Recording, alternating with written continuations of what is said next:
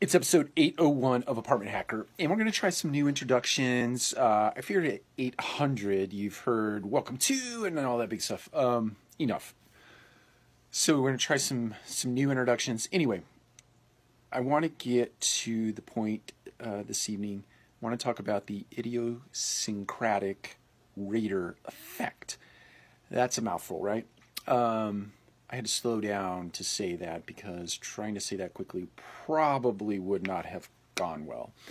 So this particular thing, idiosyncratic rater effect, is the reason I am not a big fan of performance reviews, at least not in their current state, or those performance reviews that we administer once a year around the time that we administer or we award or reward increases and or bonuses. We do one has nothing to do with the other, by the way, but we do a performance review, and then shortly removed therefrom we do increases or we do bonuses. But the reason I don't like performance reviews is because of this idiosyncratic rater effect, and that is, to put pure definition to it, is that your 60% of the rating of that particular individual is your attitude toward that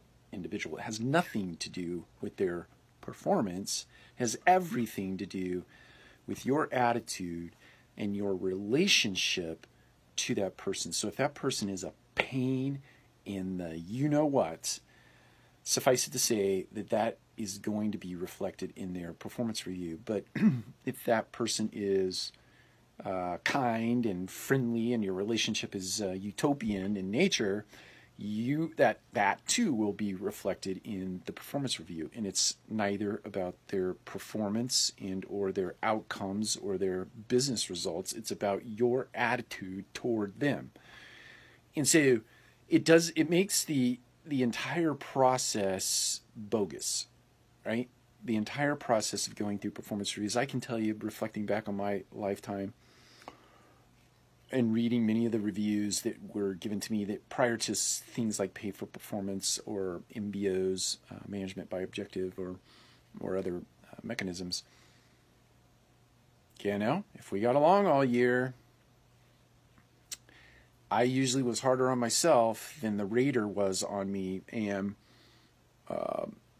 it was largely, if I'm being honest with myself, it was largely predicated on that person's struggle with me or their lack of struggle with me. I had two supervisors way back when at Equity Residential that were so far in contrast from one another, and it's highly reflected in the way that they rated me as a performer in my business. One of them liked me, the other one, I do believe in my heart of hearts, I was the bane of his existence. And there's part of me that felt very proud of that at the moment. I knew I was the bane of his existence, and I didn't care how he rated me. I knew that I would be successful in this business, despite how he felt or thought. And I used it as motivation. The other, I don't know that I was really pushed like it could have been or should have been.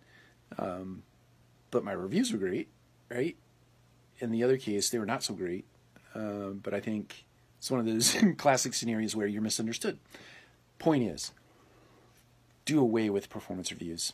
I just think that they are worthless instruments, and they cause more pain and consternation than they are worth.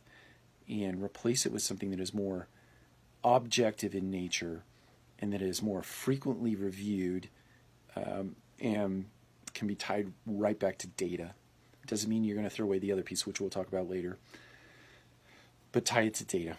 Take care. We'll talk to you again soon.